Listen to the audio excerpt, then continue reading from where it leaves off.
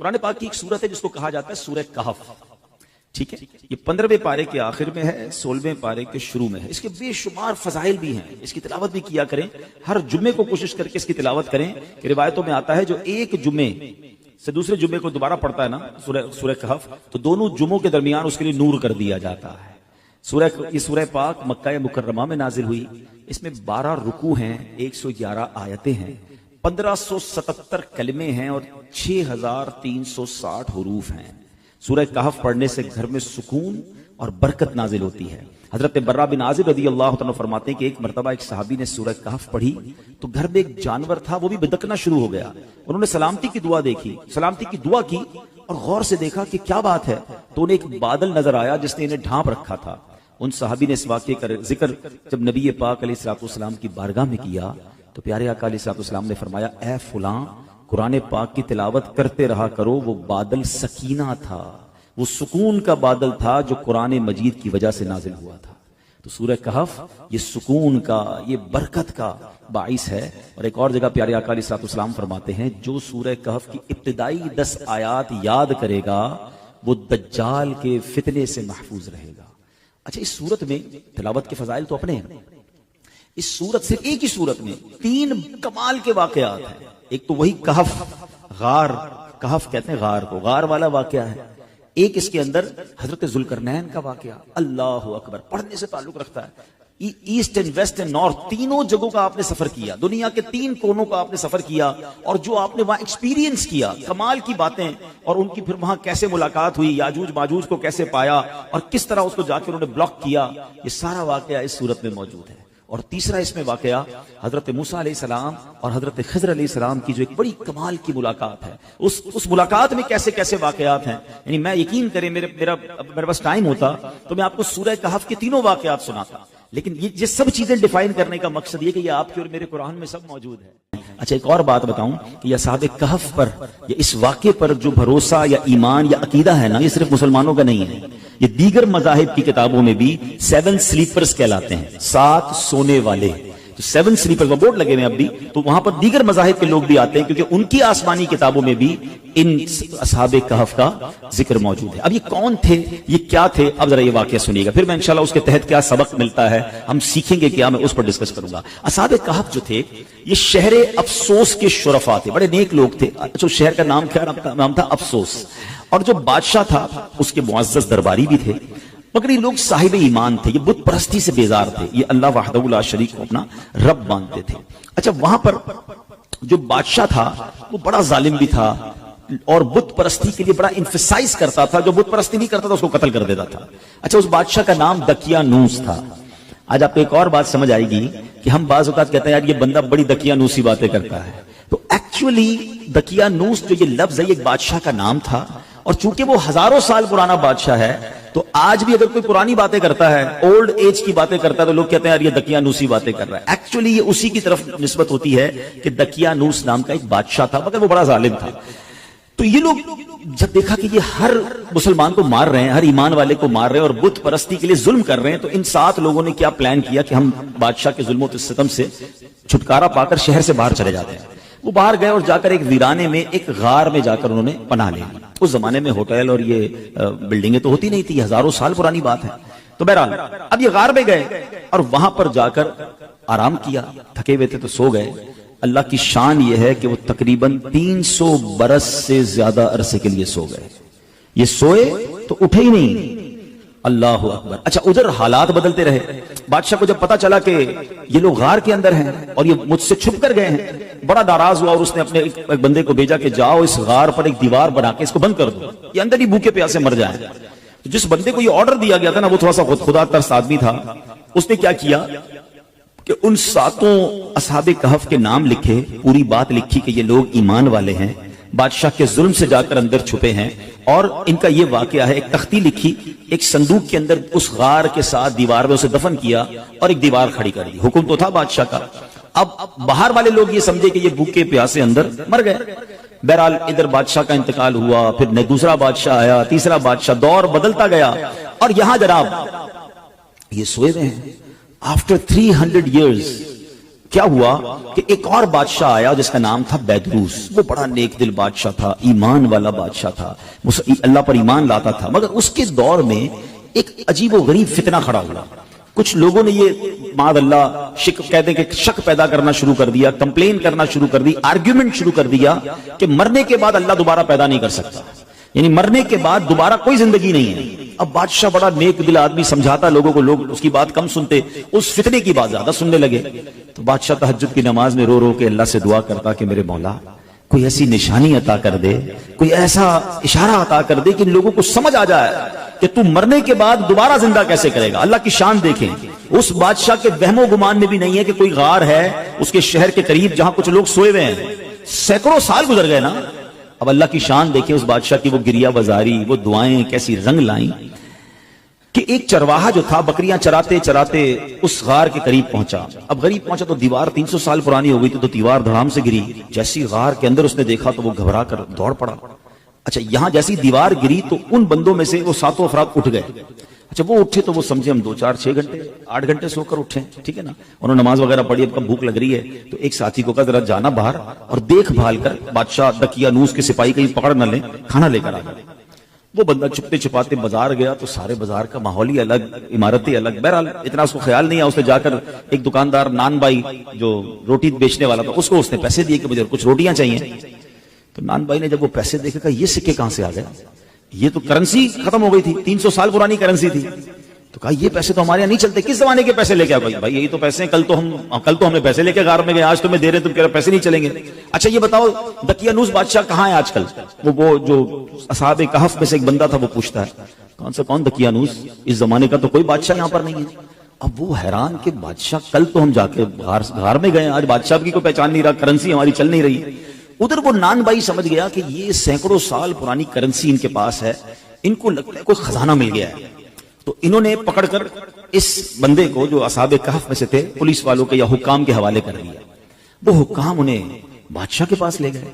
بادشاہ کو جب یہ سارا واقعہ پتا چلا اس نے کہا ہم تو دقیانوس بادشاہ کے زمانے کے لوگ ہیں, ہم تو سوئے اٹھے تو آپ بتا رہے ہیں کہ وہ بادشاہ بھی نہیں ہے, پیسے بھی یہ نہیں چل رہے, یہ زمانہ کون سا ہے؟ تو بادشاہ نے معلوم کیا تو پتا چلا کہ یہ 300 سال پرانی بات کر رہے ہیں. یہ کیسے پاسبل ہے کہ بندہ بھی جوان ہے, بوڑھا بھی نہیں ہوا اور 300 سال پرانی بات کر رہا ہے. کہ میں اکیلا نہیں ہوں, 7 6 اور بھی ہیں. کدھر ہے؟ غار میں ہے. چلو اب بادشاہ نے پورا لشکر لیا. یقین تو بادشاہ کو بھی نہیں آ رہا تھا کہ یہ ہو کیا رہا ہے. اب پورے لشکر کو لے کر جب وہ غار کے قریب پہنچے تو ادھر جو غار میں لوگ تھے وہ سمجھ گئے کہ دقیانوس بادشاہ کے بندے آ گئے ہیں, ہمارا بندہ پکڑا گیا ہے, اب ہماری خیر نہیں ہے. وہ سجدے میں چلے گئے, وہ دعائیں کرنے لگے, استغفار پڑھنے لگے. مگر جب سپاہی آئے تو سپاہی بھی کوئی اور, بادشاہ بھی کوئی اور. کسی کو یقین نہ آئے ان کی باتیں. اب وہ تختی کام آئی. اب جب دیوار کھودی گئی تو وہ تختی نکلی اندر سے جو 300 سال پہلے دقیانوس بادشاہ کے بندے نے, اس کے ملازم نے لکھ کر رکھی تھی کہ ان 7 بندوں کے نام یہ ہیں اور یہ دقیانوس بادشاہ کے خوف سے جا کر اندر سوئے ہیں اور یہ ایمان والے ہیں. اللہ اکبر. جب بادشاہ کو یہ پتا چلا نا, پہلے تو وہ گیا سجدہ شکر میں کہ اللہ تو نے میری پکار سن لی, ایسی نشانی بتا دی کہ بندہ مرنے کے بعد کیسے جیے گا. تو نے تو جیتے جی ہمیں دکھا دیا کہ تو چاہے تو 300 سال تک کوئی سویا رہے, نہ اس کا بال بھیکا ہو, نہ بال سفید ہو, نہ باڈی گلے, اور میرے رب تو نے انہیں پھر زندہ کر دیا. اب جناب پورا شہر آیا, سارے لوگ آئے جو بے ایمان ہو گئے تھے, جو اللہ کی قدرت کے انکاری ہو گئے تھے, سب کلمہ پڑھنے لگے, سب اللہ کی وحدانیت پر یقین لائے.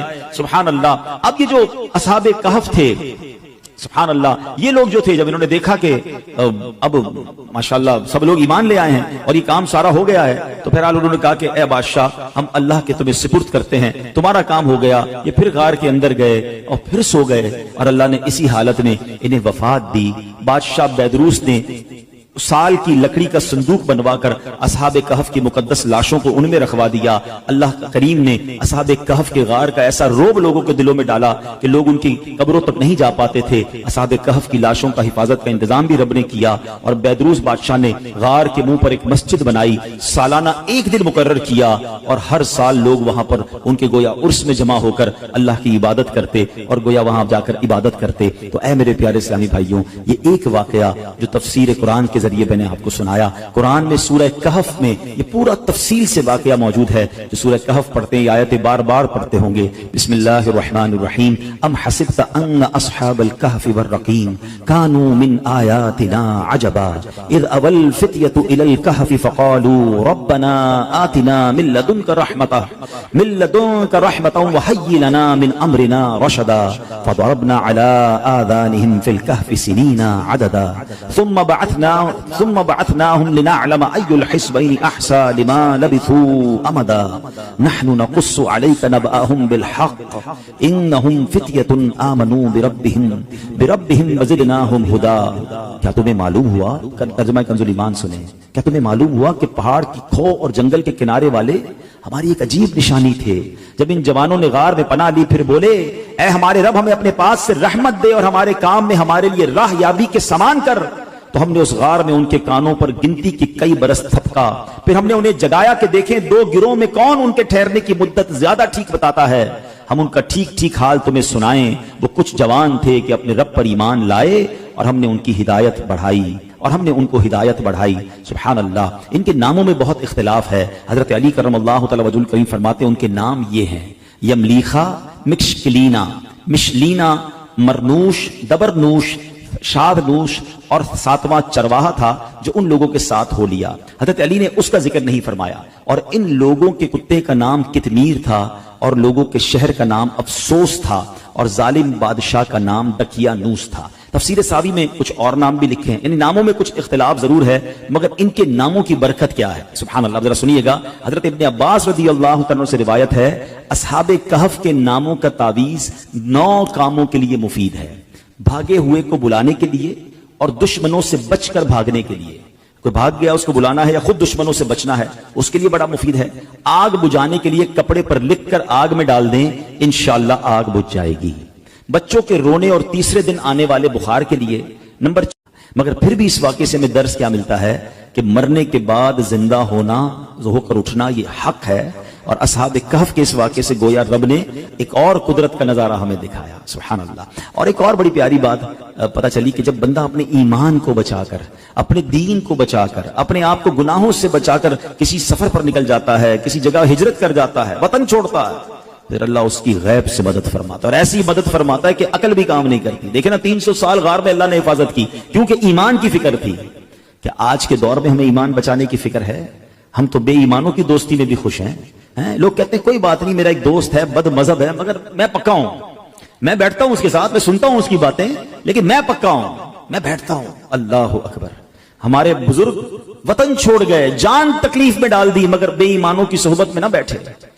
ابھی آئے گا نا ماہ رمضان تو کچھ شروع ہو جائیں گے سوشل میڈیا پر, ماہ مفسرین بن جاتا ہے نا, ہر بندہ قرآن کی تفسیر اپنی مرضی سے کر رہا ہوتا ہے, اپنے حساب سے جناب قرآن کھولیں گے. کوئی پینٹ شرٹ پہن کے قرآن سمجھا رہا ہوگا, کوئی داڑھی منڈا قرآن سمجھا رہا ہوگا, کوئی رمضان ٹرانسمیشن کے نام پر آپ کو بے وقوف بنائے گا. لوگ سب کی دیکھ سنیں گے. اور اللہ کے بندو یہ ایمان کے بعض اوقات لوگ ڈاکو ہوتے ہیں. ہمیں قرآن سیکھنا ہے مگر عالم دین سے سیکھنا ہے نا, مفسر قرآن سے سیکھنا ہے. ایک صحیح العقیدہ عاشق رسول عالم دین سے سیکھنا ہے کہ ہر کسی سے سیکھنا ہے. لیکن نہیں یار بس وہ ہر کسی کو سوشل میڈیا کا شوق ہے, میں آج اس کی سن رہا ہوں کل اس کی سن رہا ہوں, پھر پریشان بھی رہتے ہیں. ہمارے پاس آتے بھی ہیں کہ مولانا صاحب یہ میں نے سنا تھا, میں کنفیوز ہوں. بھائی کس سے سنا تھا؟ یار فلاں سے سنا تھا. پہلے اس نے کہاں سے سنا یہ تو پوچھ کے آؤ. کبھی کسی موچی سے کپڑے سلوائے آپ نے کہ یار جوتے بڑے اچھے سیتا ہے, کپڑے بھی اسی سے سلوا لوں. آپ کہیں گے نہیں یار موچی کا کام جوتے سینا, درزی کا کام کپڑے سینا ہے.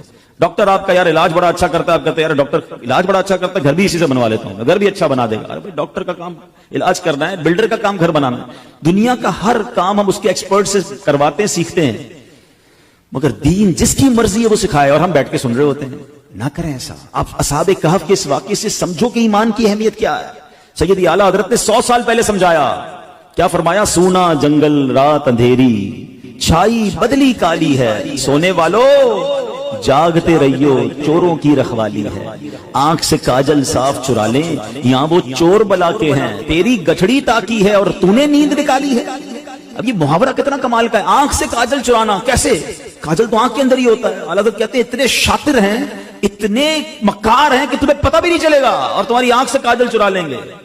قرآن کے نام پر تمہارا ایمان چھین لیں گے, تفسیر کے نام پر دین کی بات کرنے آئیں گے اور تمہارا ہی دین لے کے چلے جائیں گے, تمہارے عقیدے میں وسوسے کی سوئی چبو کے چلے جائیں گے. تو یہ سمجھنا ہے کہ میں نے اپنے دین کی, اپنے ایمان کی حفاظت کیسے کرنی ہے.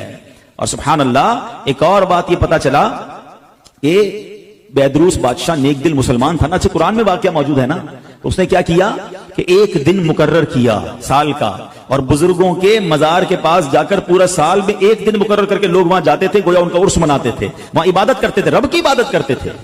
تو پتا چلا کہ آج بھی اگر بزرگان دین کے مزارات پر کوئی سال میں ایک دن مقرر کر کے اللہ کی عبادت وہاں کی جائے اور ان کا عرس منایا جائے، فاتحہ پڑھی جائے، تو اس میں کوئی حرج نہیں ہے۔ اصحاب کہف کا یہ واقعہ ہی ہمیں یہ سبق دے رہا ہے، قرآن ہمیں یہ بتا رہا ہے، سبحان اللہ۔ تو بہرحال میرے پیارے اسلامی بھائیوں، یہ ایک واقعہ بیان کرنے کا مقصد یہ تھا کہ قرآن میں کیسے کیسے خزانے موجود ہیں۔ تو پلیز اس رمضان میں صرف قرآن پاک کی تلاوت نہیں کرنی، قرآن پاک کو انڈرسٹینڈ کرنے کی طرف بھی آئیں۔ اللہ کی رحمت سے دعوت اسلامی کے ماحول میں ہمیں تفسیر قرآن صراط الجنان بڑی آسان اردو زبان میں دے دی گئی ہے، اس کو پڑھیں، پڑھ نہیں سکتے تو اس کی آڈیو جاری کر دی گئی ہے، سننا شروع کر دیں۔ آپ دیکھتے ہوں گے دعوت اسلامی والے تو پورا سال ہی فجر کی نماز کے بعد مسجدوں میں تفسیر قرآن کچھ ایک دو صفحے پڑھ کے سناتے ہیں، کیوں؟ تاکہ روز کچھ نہ کچھ قرآن جو ہے وہ ہمارے دل میں اتر